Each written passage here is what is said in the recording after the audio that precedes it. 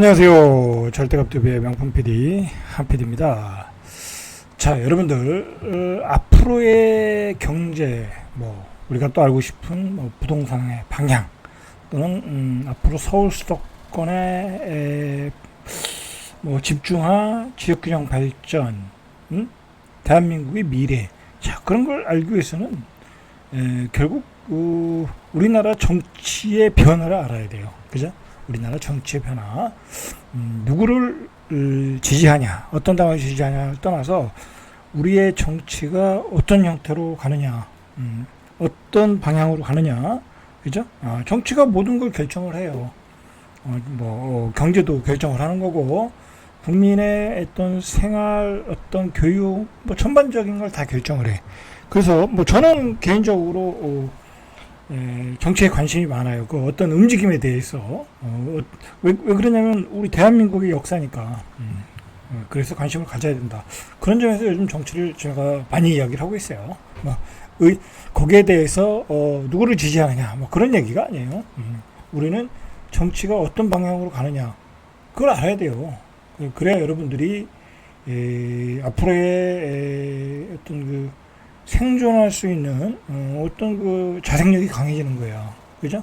그리고 자기 자산의 포트폴리오도 어떻게 가져갈 것이냐, 그리고 내가 어떻게 투자할 것이냐, 어디에 투자할 것이냐, 여러 가지 다 알아야 돼요. 요즘 이재명 정부가 주장하는 게 또 부동산에서 주식시장이잖아요. 그죠? 정말 주식시장에 투자를 하면 우리가 돈을 벌 수 있느냐, 그런 것도 우리가 결국 정치적인 변화를 알아야 되는 거예요.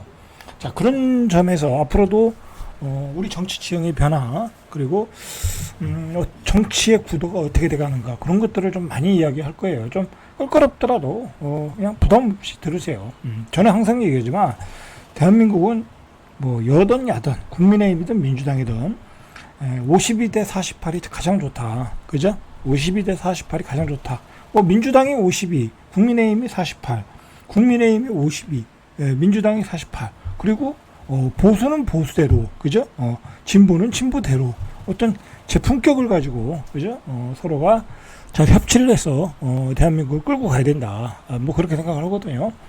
그리고 여러분들 지금 대한민국은요, 우계에 성천하는 거야. 지금 용이 승천하고 있어요. 비룡이 돼서.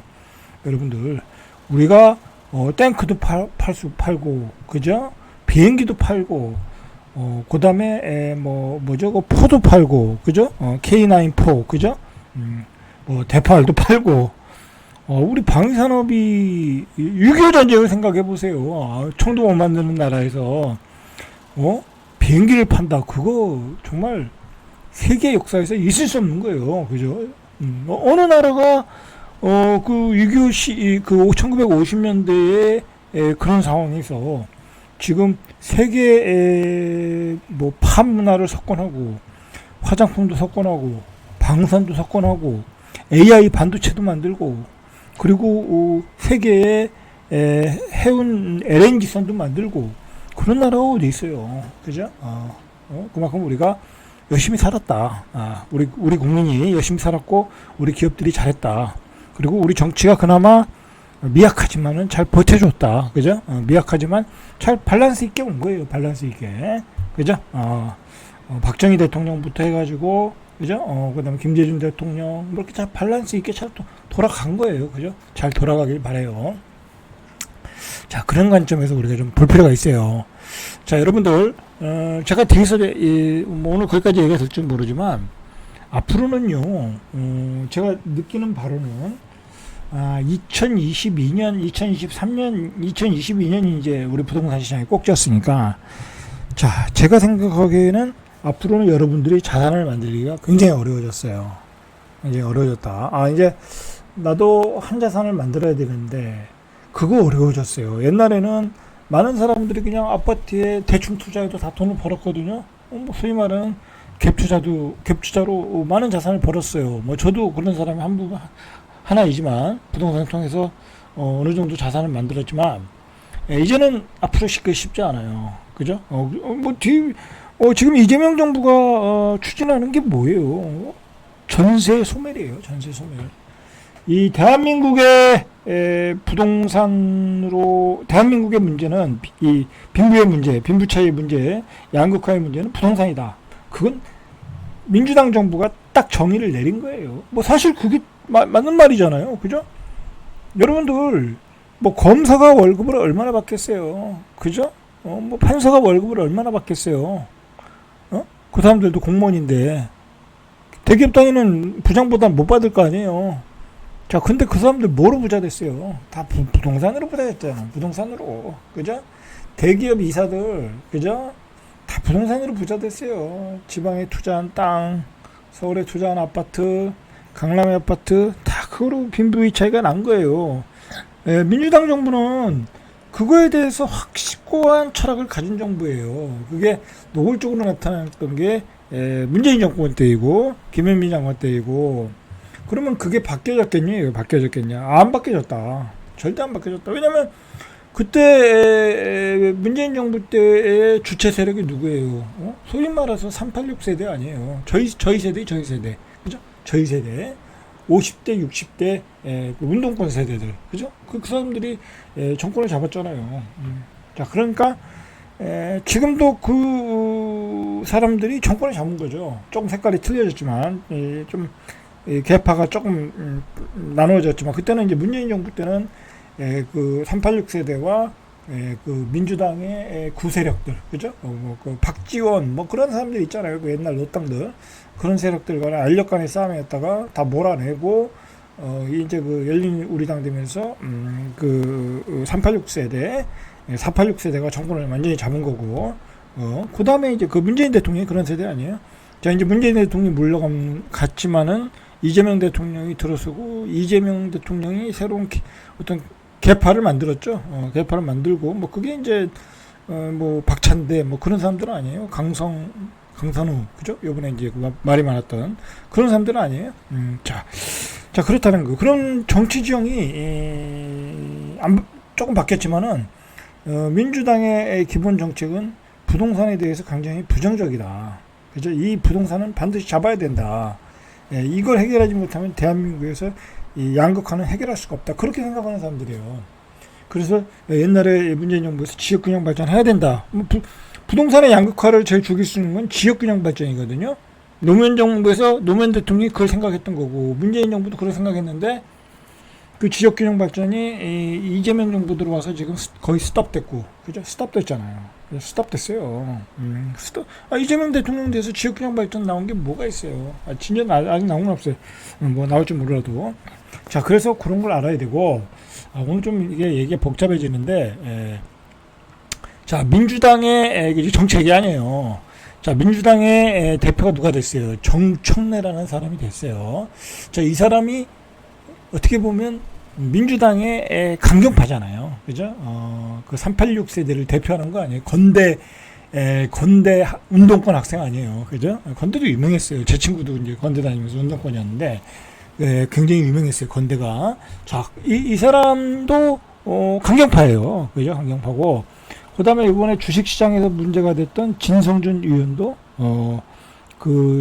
진골. 그죠? 민주당이 진골 강경파예요. 그러면 이 당은 민주당의 당이라는 것은 이제 정청래 중심으로 가는 거잖아요. 그리고 그 SNS 인터넷 방송에는 김어준이 있고, 그죠? 뭐 거기까지 제가 얘기할 여력은 없고, 자, 어쨌든 이 민주당은 강경 노선으로 가는 거예요. 그러니까 민주당이 지금까지 유지했던 정책은 계속 그렇게 갈 거예요. 주주하는 정책, 뭐 그런 거는 하겠죠. 그러나 뭐 세금 문제는 그렇게 쉽게 양보할 거리는 아닌 것 같아. 이제 뭐 대주주 양도세 기준은 뭐 요즘 이제 갑론을 막 하고 있는데, 뭐 그런 문제라든지 소득세율, 분리과세 뭐 그런 문제는 시장에서 원하는 만큼 나올 가능성이 별로 없어요. 그리고 결국은 제가 앞에서 얘기했지만 민주당에서 가장 이 우리 사회의 가장 핵심적인 문제는 부동산이라고 생각하는 거잖아요. 그것도 강남에 있는 부동산이 문제라는 건데, 강남에 있는 부동산이 계속 오르는 거야. 그리고 계속 오를 수 있는 어떤 사회적 구조가 바뀌지가 않고 있는 거야. 서울 수도권의 집중의 문제는 바뀌지 않는다는 것도 본인들도 알고 있거든요. 그럼 가만히 놔두면 저건 계속 올라. 토지거래가 풀어주면 계속 올라. 그러면 결국 어떻게 되겠어요? 어떻게 됐어요? 결국은 지자체 선거 이후에 보유세 폭탄을 때릴 가능성이 높다. 안 때릴 수가 없어요.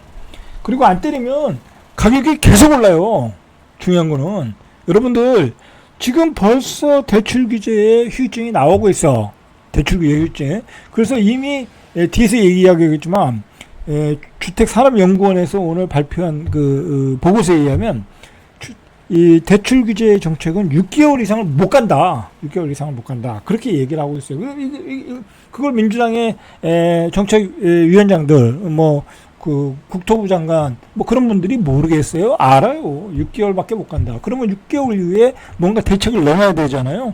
그럼 두 가지 대책밖에 없어요. 공급 확대 대책. 그러나 항상 공급 확대 정책은 가격을 방어를 못 해요. 왜냐하면 단기적으로 공급이 안 되니까. 빵을 찍어서 아파트를 공장에서 찍어가지고 내놓을 수가 없잖아요. 자, 그 다음에 두 번째는 보유세 폭탄밖에 없어요. 예를 들어 50억짜리 강남의 아파트 샀는데 지금은 한 2천만 원 세금을 내. 그런데 앞으로 5천만 원 세금 내라 하면 누가 사겠어요? 매년 5천만 원 세금 내라. 민주당은 이미 정청래를 중심으로 강경파 노선을 가고 있다. 자, 여러분들 그걸 아셔야 돼. 이 윤석열 정부 때는 하도 윤석열 대통령이 이상한 행동들을 많이 하고 막 당도 장악하고 그리고 뭐 당에서도 힘이 없고 그죠? 그 쌍권이 막 계속 윤석열 대통령의 그 적이 돼가지고 문고리가 돼가지고 계속 그렇게 한 몸덩어리로 갔잖아요. 그럼 뭐 윤석열 대통령이 이렇게 하라면 이렇게 하고 저렇게 하라면 저렇게 하고 국민의힘은 맨날 그 뒷바라지만 해준 거잖아요. 그러다가 결국 이제 계엄령까지 때려가지고 깜빵에 간 거잖아요. 자, 그런데 이 민주당은 안 그래요. 문제는 제가 이렇게 공부를 해보니까 민주당은 안 그래요. 민주당은 이 자기의 노선이 있기 때문에 만약에 이재명 대통령이 나는 중도 실용주의 노선으로 가겠다. 그러면 정청래 쪽은 강경 노선이잖아요. 민주당의 강경, 뭐 개혁의 딸, 뭐 그런 강경파잖아요. 난 그렇게 못하겠다. 그런 식은 안 된다. 또 국회는 당이 장악하고 있잖아요. 그러니까 이게 서로가 눈치를 볼 수밖에 없는 거예요. 서로가 이미 그런 싸움이 시작된 것 같아. 정청래의 이 당과 이재명 대통령의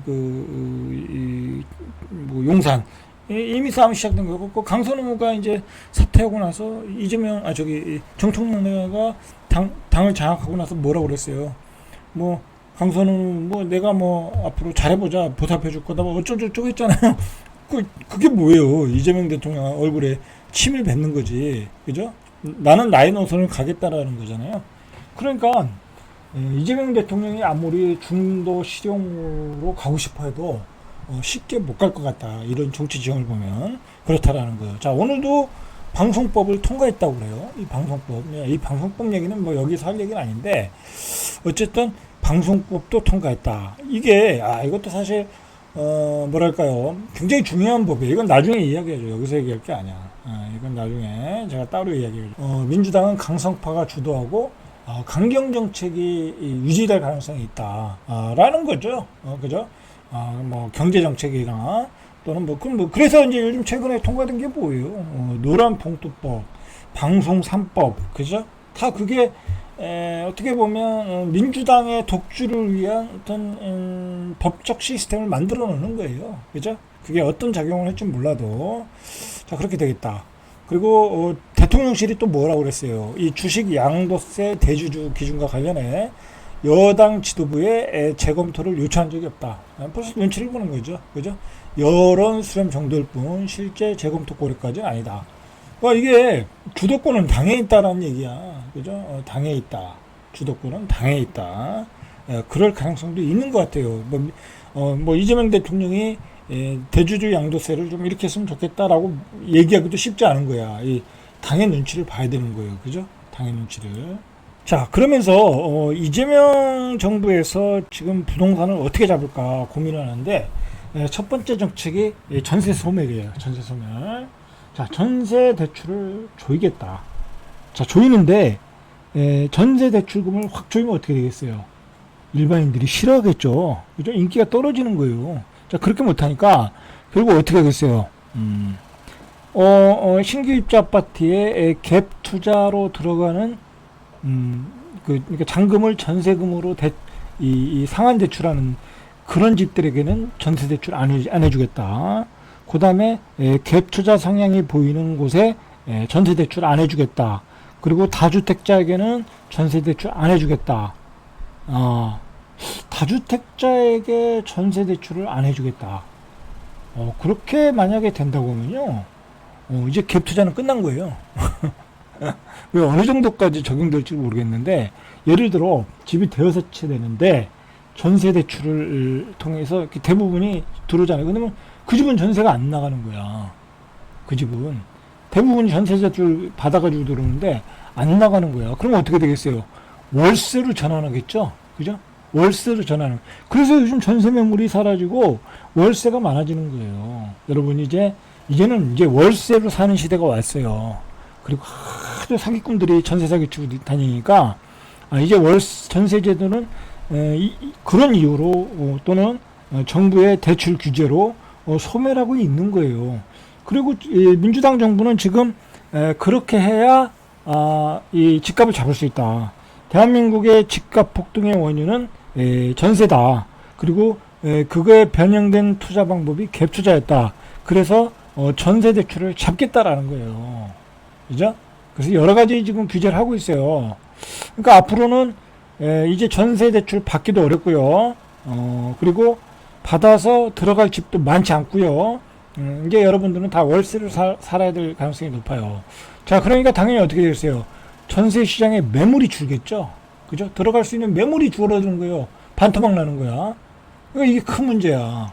서울 수도권에 공급도 모자르고 전세 매물도 반토막 나고 임대차 이입법 때문에 다 갱신상한권 쓰고 그렇게 되는 거예요. 자, 그러니까 전세 가격이 폭등한다는 게 나타난 게 잠실 같은 데서 나타나는 거죠. 자, 잠실 리센트 84가 15억 5천에 거래됐다는 거야.